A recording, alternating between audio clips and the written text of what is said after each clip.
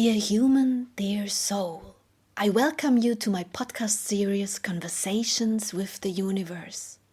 Since a near-death experience, I have the gift to communicate with the subtle energies of the cosmos. This happens in a form of deep meditation in which I ask certain entities of the world beyond to communicate with me.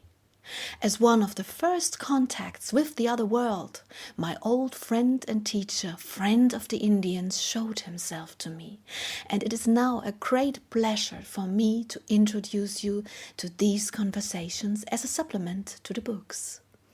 Please excuse me if the terms and our articulations are not perfect. Our mother tongue is German, but we try to translate it to the best of our ability. Thank you for understanding. Dear friend of the Indians, please talk to me on the subject of traveling to different places and their different qualities. The voyages that you undertake bear certain risks, but they also have a lot of potential.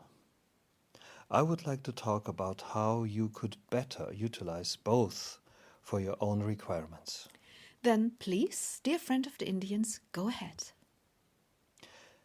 As you have already learned, contamination is an all-pervading problem, especially on your planet, but also on other planets and in the whole of the cosmos. The problem is not so much that contamination and negative perceptions do exist in the cosmos. For you, it is a question of knowing how to deal with these cosmic facts and how to realize their innate potential. Then please tell me what you have to say about this subject. I guess you would like to concentrate on planet Earth and not talk about other planets and the cosmos, right? That is correct. We will remain on this planet because it is here that you will gain the correct information in order to live your life in this time and in these forms. Other planets and other levels present a whole different set of problems that are not really relevant for you now. So, we will begin with the way that you encounter certain energies in certain places at certain times. I would like to look mainly at city destinations now, because most people who will read these lines tend to spend time in cities. Therefore, these will be the first places that I will look at. The special thing about a city, as you call it, is a high complexity that you rarely meet elsewhere in the cosmos, as you are many people on this small planet. What I mean to say with this is that there are many places that are full of people, and that this presents a specific set of problems. For on the one hand, there is a lot of energy in these multitudes, but on the other hand, it is mainly unconscious energy. The grand total of this unconscious energy in turn creates a negativity that really worries us.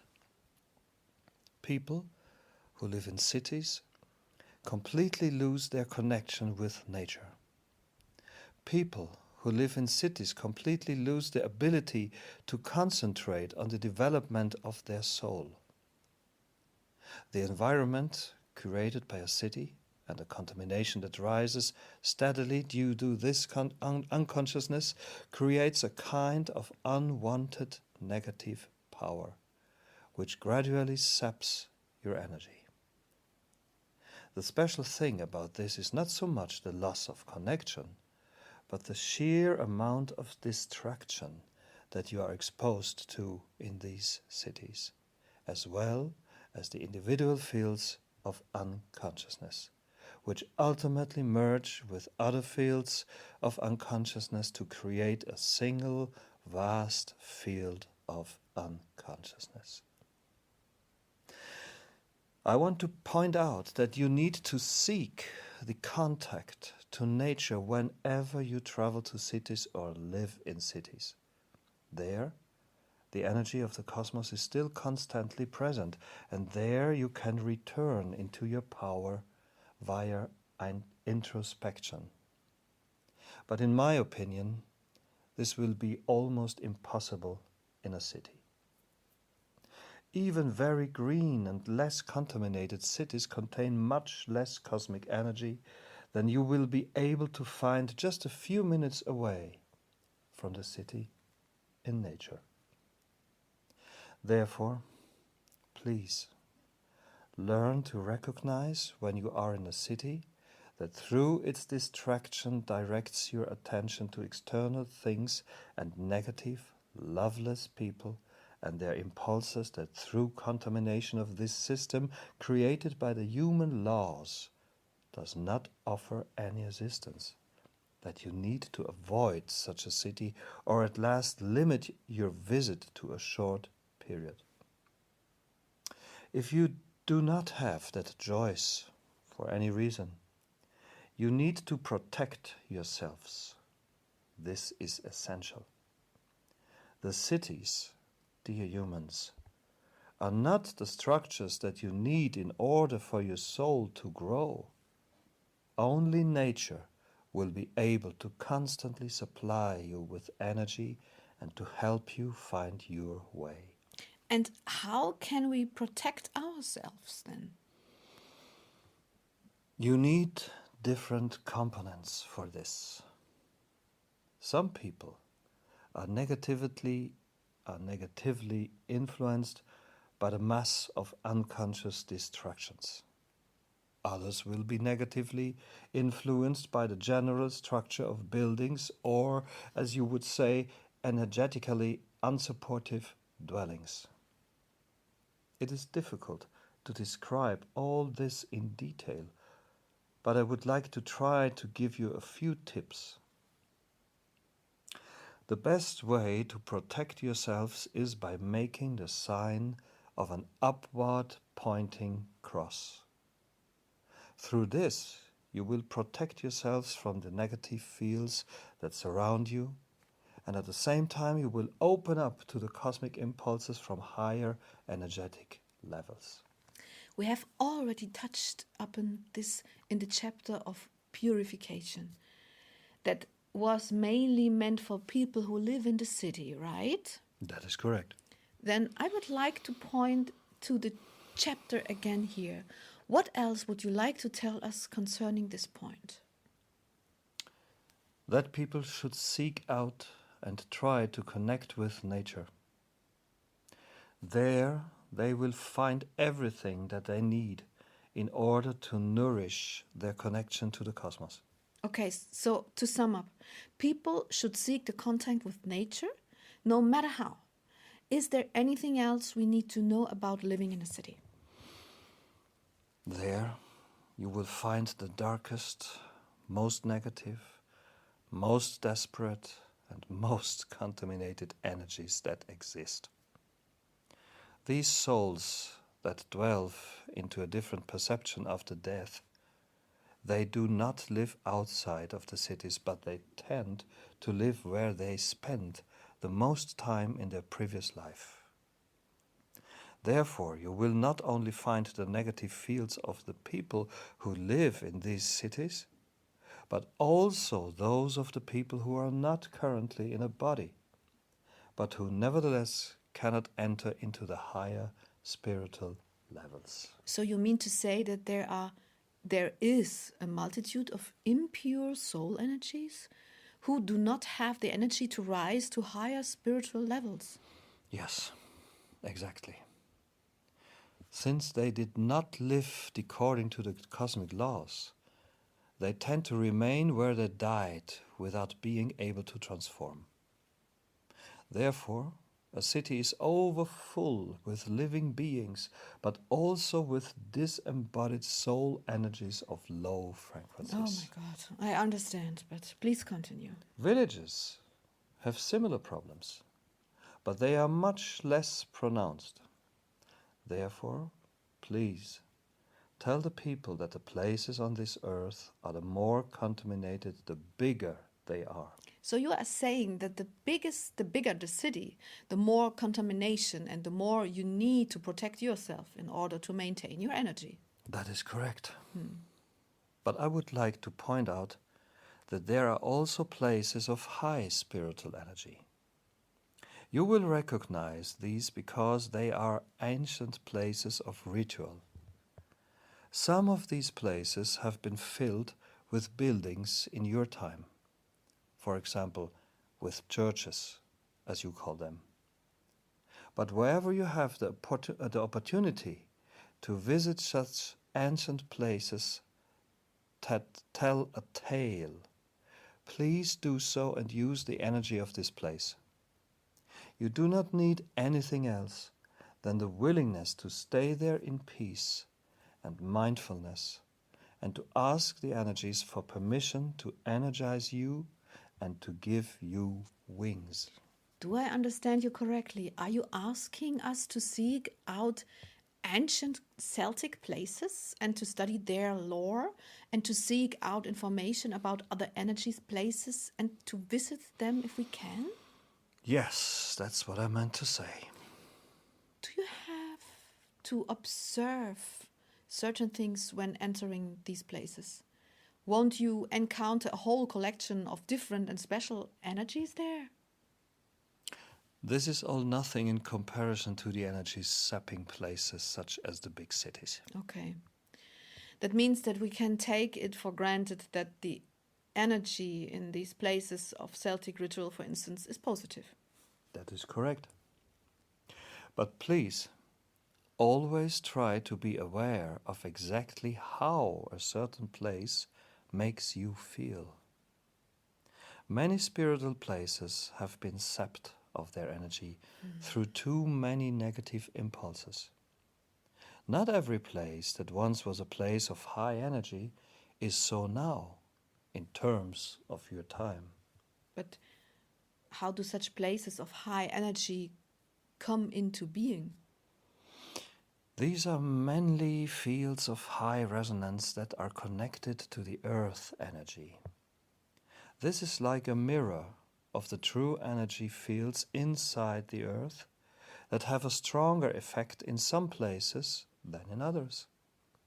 These energy places that you visit are like a special point at the end of a long column of light shining from the center of the earth, and through this point you can partake of this energy.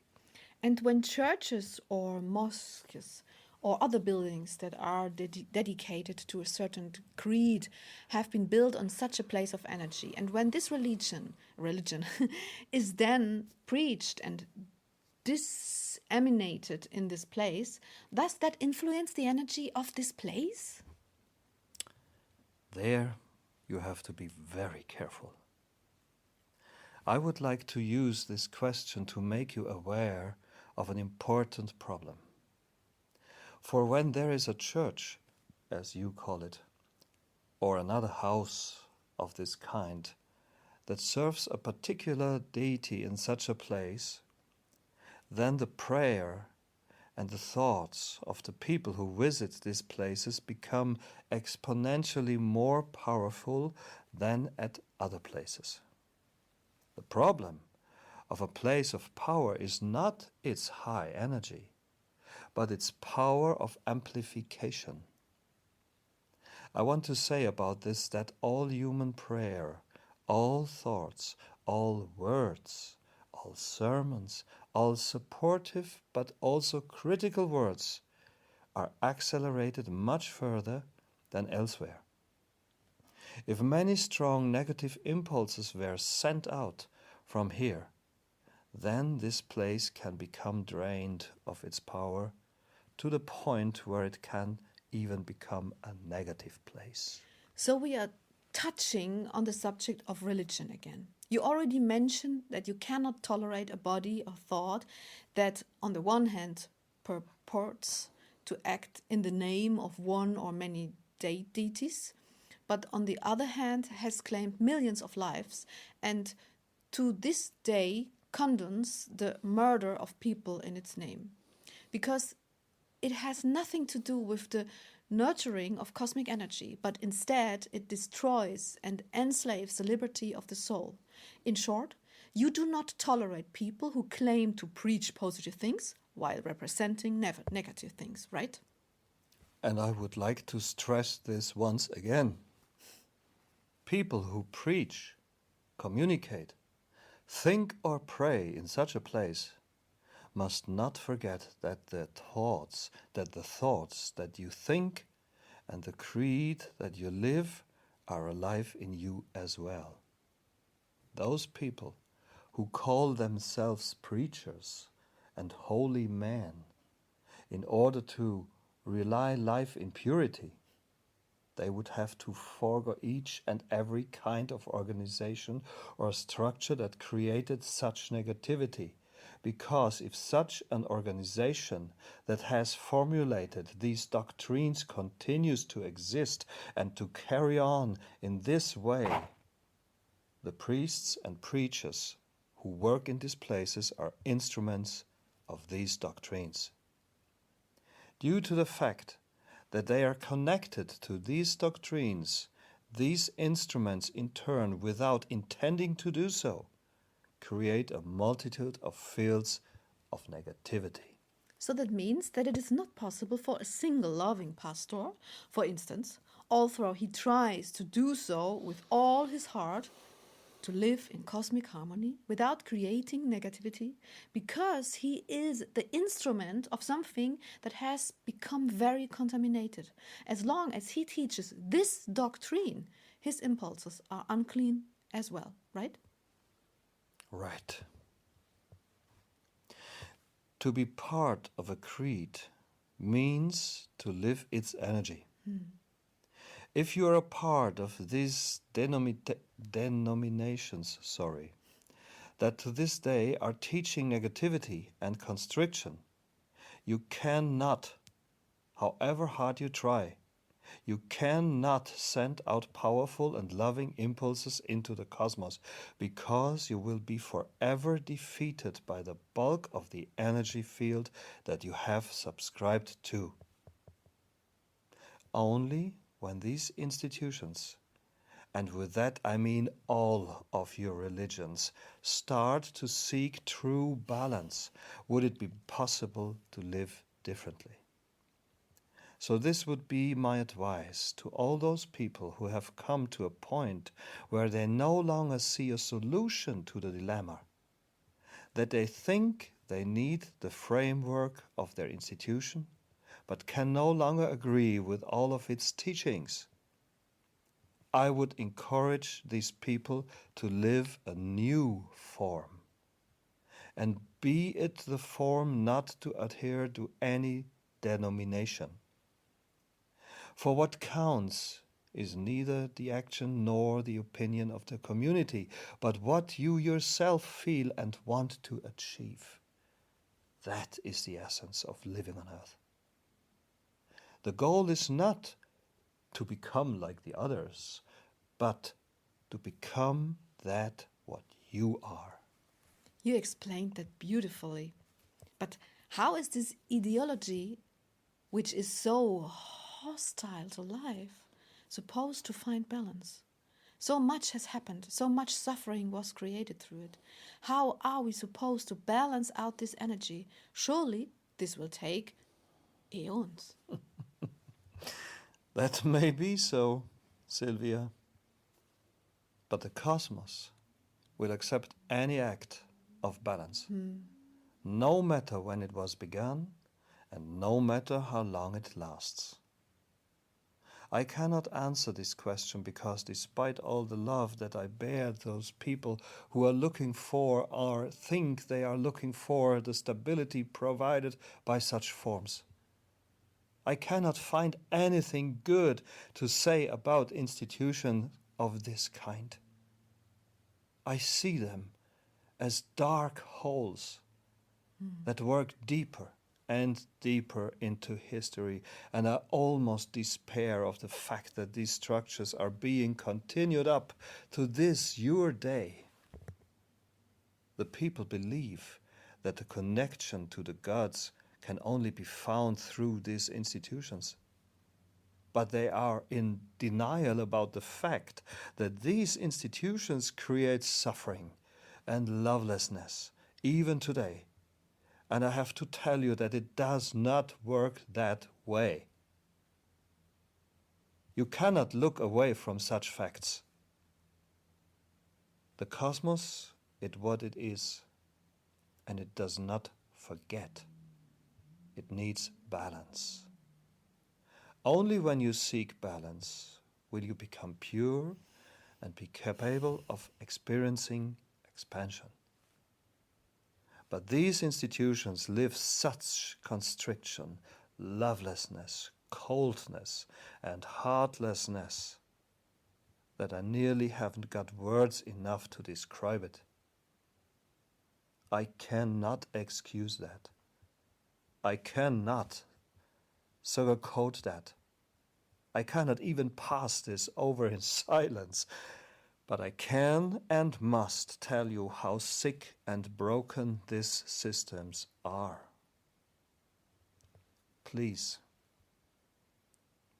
tell the people that looking away from the facts is not an option, and that your attempts to use these systems in order to find a connection to the cosmos are all futile and of no use, because this is not the path to expansion and love, openness and development of your energy. That it is the path inside you. And furthermore, I would like you to be aware that nature can give you a lot of strength. I would like to point out again and again and again that it is important to search for answers in nature and not in the human world. Okay, now we have digressed a little. But I suppose this subject is rather important, as I have allowed your energy to express this in writing. But back to the places of power. Is there anything more you would like to tell me about this? No. Have you got some advice for people who need to travel a lot to villages or cities or other places? Then they always need the connection to nature, which will support them and will replenish the energy that they will lose on their travels. This is the core message that I can give you about this. Well, there are different modes of transport. What advice do you have for people who travel in airplanes?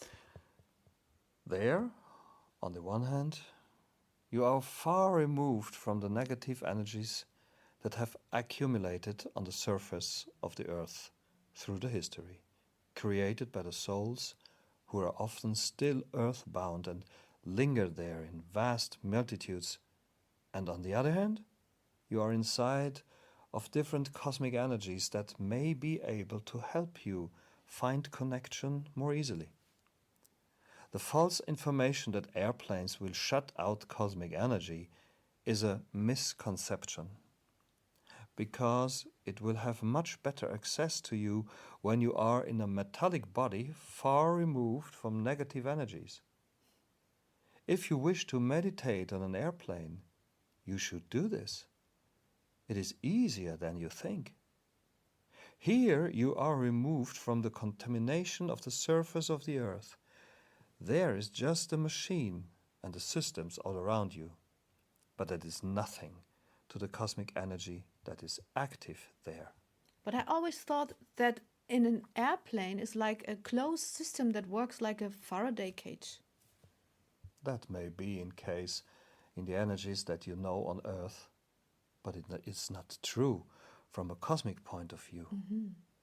Cosmic energy always works through these kinds of systems. Otherwise, a plant could not grow in a greenhouse. And what would you advise that people do in an airplane if they want to use this cosmic potential? The cosmos, is as manifold as it presents itself to you. Please, do not influence the people as far as the description of their perception is concerned. Some perceive in images, others in words, and others again just follow the impulses of balanced energy. All of that is cosmic energy that flows through you. And yes, it travels more easily through an airplane than across the surface of the Earth. How very interesting. And what about ships? This is similar, dear one, because here it is the water that flows like an energy that separates you from direct contact with the Earth's surface. The distance to the surface of the Earth, as well as the flowing energy around you, create a constant flow of transformational energy. Water never stays in the same place. It is always in motion, and this motion surrounds you with a constant flow of transformational energy.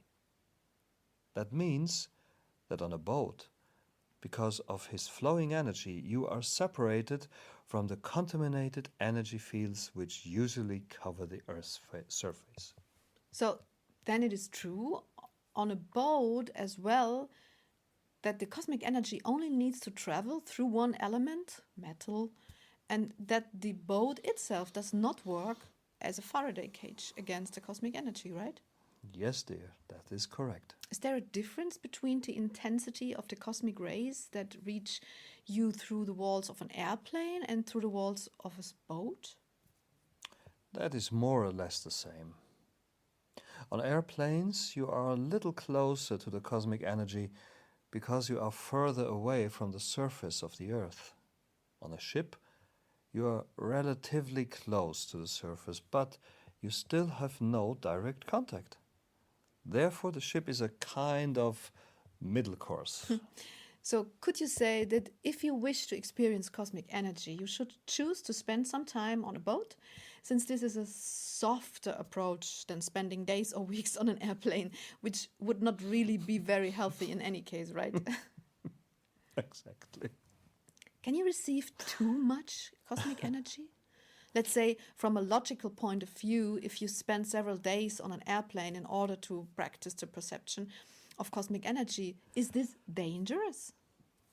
That would not be dangerous, just a kind of training, if you will. But if you are not open to receiving cosmic energy, you will not receive it anyway.